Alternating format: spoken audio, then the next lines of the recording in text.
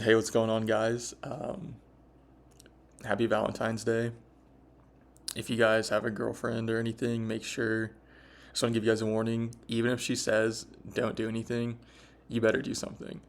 But that out the way, go get her some flowers, and we can move on to the market stuff. So, looks like last night everything pumped. I woke up this morning, had some coffee, and then I checked the charts and Sol being up 5%, Bitcoin being up a few percent, Ethereum up a few percent. Looks like hype up 12, 13%. So things are looking good. Yeah, even my Jupiter bag, which is probably my largest major position. I've gotten 2 airdrops of Jupiter and I haven't sold any. And I have around like 20,000 or so Jupe tokens. So, it's a whenever it runs, it makes massive swings in my portfolio. And, my final target, I think, is around $3 to $5. But not to get sidetracked, I wanted to speak on hype. I recently sold, before I started recording this series, like the day before, I sold a bunch of render and I sold a bunch of Prime, Echelon Prime.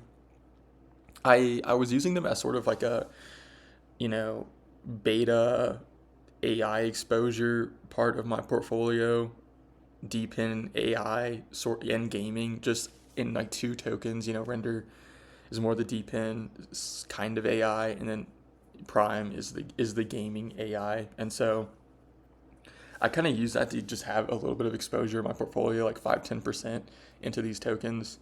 I figured that was going to be something good for the long term, but they've really underperformed.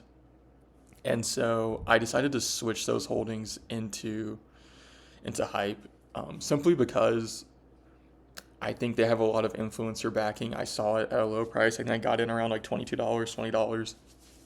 And so I figured it was it had potential to not follow the AI meta because it's not AI, but the tokenomics are very Ponzi like, and I think we could see with the buybacks and the fees generated and how much the team is just like putting more and more money into the ecosystem. I think we could definitely see some sort of like Luna esque run like last cycle just because of how Ponzi it is. And so, I mean, the platform itself is really good. Um, I've used it. It's nice to use. I'm not really a leverage trader or anything like that, but I'm more of an on-chain trader.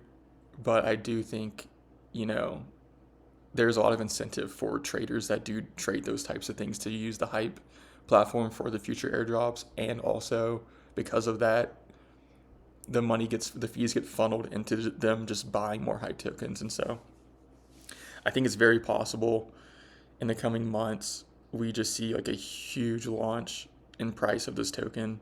And so that's kind of what I'm betting on. And it was only a small percentage of my portfolio. I think I have like 5 to 7% in hype. So nothing too crazy. I think it's worth the risk. So that being said, I don't really have much to talk about today. I didn't do any trades. I've been eyeing, Popcat and Fog. I was going to speak on how I've made most of my money in crypto. And honestly, a lot of that has been from me buying these established meme coins on the lows like we're seeing currently, and then go in with size and then sell, at a 30%, 50% gain and not get too greedy. Most of my money made in crypto, I think I've stated this previously, isn't from, just aping random graduated pairs on meme scope. A lot of my trades and majority of my trades are from, finding good positions in these established meme coins that have a cult community and then writing them up and then taking profit. For me, that's been the best strategy so far. Like, if you have bought Popcat down here, which was clearly way oversold, you know, I actually did get an entry in here, but I sold around here because I didn't think the market was gonna rebound so fast. But regardless, I made a nice, 40% move on this. So you buy when it's very, very oversold, and then you sell in the rebound. And I find that works way better for me. It just makes a lot more logical sense than just buying some random coin that just launched a minute ago and thinking it's gonna, like, the one that you chose is gonna 100x. So I like to swing trade these. I like to use fibs to swing trade, and that's kind of my strategy, and it's worked pretty well so far. But that's pretty much all I have on the market today. There is a tweet I want to go over that I saw earlier that I want to warn you guys about. So we're getting this bullish news of State Street and Citibank launching a Bitcoin and crypto custody, essentially meaning that you'll be able to store your crypto with them. And I want to warn you guys, whatever you do not do this, okay? Rule number one in crypto that I always like to remind myself is don't give them your coins, okay? Self-custody, do not give these institutions your crypto. I just think that's a very important message for me to share, and I hope you guys listen. Get your own wallet, get your own ledger, and store your own coins. There's no need to give third-party banks your crypto when you can hold them yourself just fine. So just something to think about. I hope you guys listen.